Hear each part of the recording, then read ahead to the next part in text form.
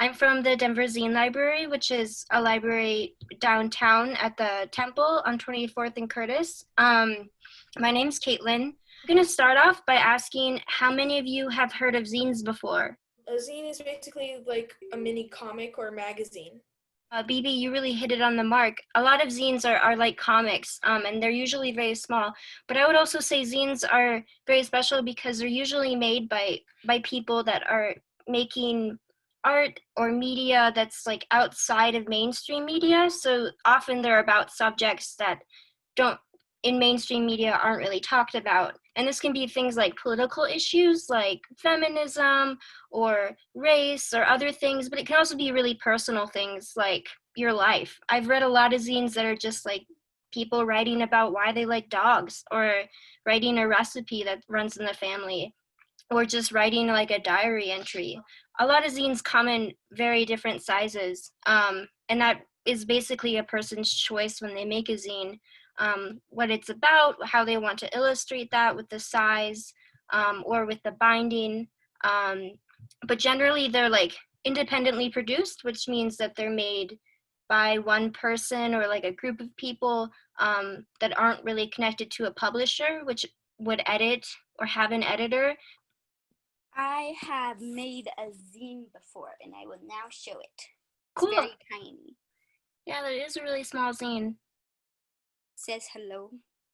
So this is one of my favorite bindings. So it's like this, but it opens like that. So there's a book on both sides, or a zine on both sides. So it opens like that, and the text goes over here, and then there's another one on this side, which can be a really cool idea if you want to do like something that's like one story, but maybe there's two parts, two perspectives. So I think this is a really cool idea that I haven't tried out yet. And one of the all-time Denver Zine favorite zines is the duct tape zine. So it's made about the history of duct tape on a duct tape roll. So it just rolls out, and on the side here, you can flip up for more information. So I don't know if anyone mentioned a big zine, but this is an example of a full page zine. So it's basically just paper that you staple on the side, and this person made a comic. So it's very simple, but you can see that they come in all shapes and sizes. And this would be a half page zine that's also a comic. And the cover is a different paper that's thicker, and then inside this person drew and then photocopied, and it's basically just a staple here. Here are some smaller zines that you can see, and they're both comics as well. This one's a recipe for kombucha, but this one's interesting because it has a string binding. So they are very versatile, as you can see. And here are some smaller ones that are examples of what we're going to be making today. And this is specifically the one we're going to make, which is made from one piece of paper that you can fold and just photocopy like it is when you want to publish these, which is super easy. You basically just photocopy it and give it to someone, and then you're a published writer. I'm going to give a little bit of the history of zines because I feel like that's always important to know a little bit of that, and then we'll go into making our own zines.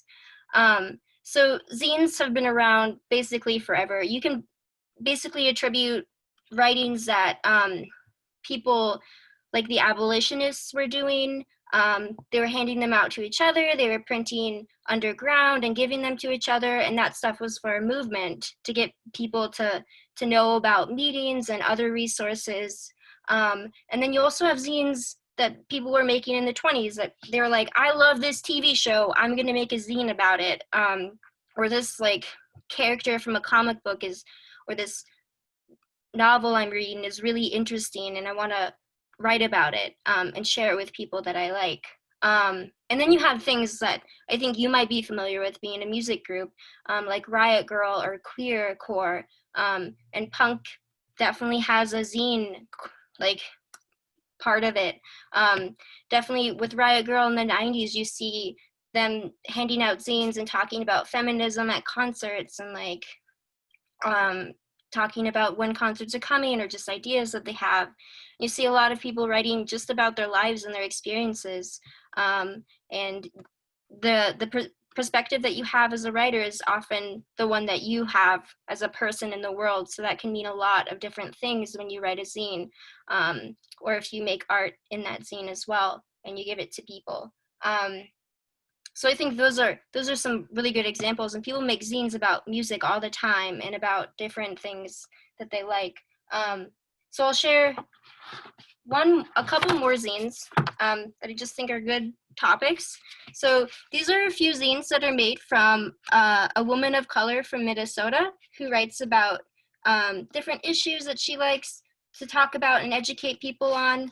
And I think that's a good thing. And this is a zine from a museum downtown, which a whole bunch of young people made. A whole bunch of teenagers who are in high school, and they basically filled it with their artwork and made it at the museum and published it. And this is from the zine library, so it's really easy to get your zines in there. Does everyone have a piece of paper in front of them? And make sure you have pens and scissors, because we're gonna make a zine right now. Cool, so what we're gonna do first is we're gonna fold it like a hamburger, like this, just in half. So I just folded it in half. And you're gonna set that down and just make sure that that's really creased well. Okay, so I like to fold it like a hamburger again. So you're just taking that original hamburger, turning it and folding it one more time, like a hamburger.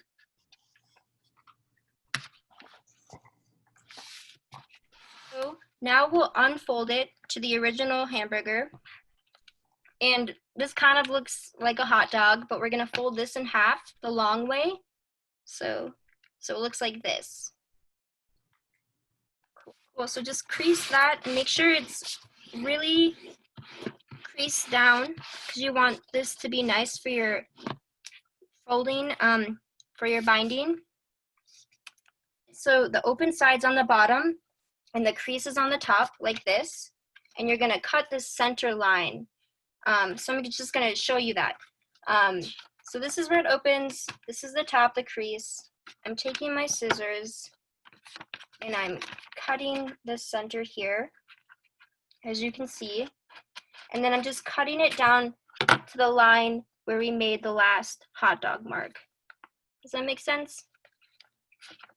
So it should look like this at the end, and open at the bottom.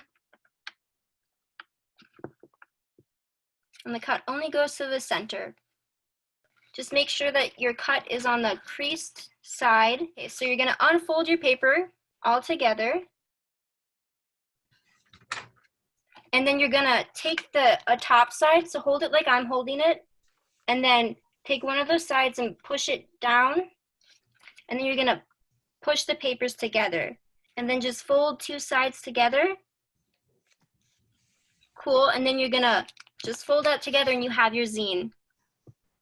My zine is called From Cat. Well, it's just about everything. I've only done the cover. It's a doodle. It says my zine. That's what it looks like. There's a kindergarten, and then it goes poof, and then on my next sketch, a black spinel is going to be popping out. It's my own character of spinel. It's a type of spinel called black spinel. The cover. Cool. Which it's a kind of light yellow kind of color. And I have some slightly drawn drawings in my zine. Cool. Are they drawings of plants? Yes. So I'm, like I said before, I'm doing like a little guide to quarantine, but I have like the TV page and like best shows to watch on Netflix, and I didn't really draw anything yet, and I don't know if you can see the titles which I put in this rainbow paper. I'm gonna have like best books, and this page is gonna be like games you can play online with friends. It's about like it's kind of like Inside Out but way crazier and not like a lesson. It's called Gothic or Incorporated, and it's just all out crazy random situations. So this one's like kind of more political, but it says EU propaganda on the front. I Awesome. don't really have, I have this, and it says the State of the Union is strong, but strong is all cracked and stuff. And Cool. So that's all I have, everyone. It's been so nice making zines with you and seeing where you're gonna go with your ideas. So when you finish them, if you ever photocopy them or you want to share them, come to the Denver Zine Library and you can just give it to us and you basically have a zine in our collection, which means that you're published. Or you can hand them out to your friends. It's so easy to just share your art in this form.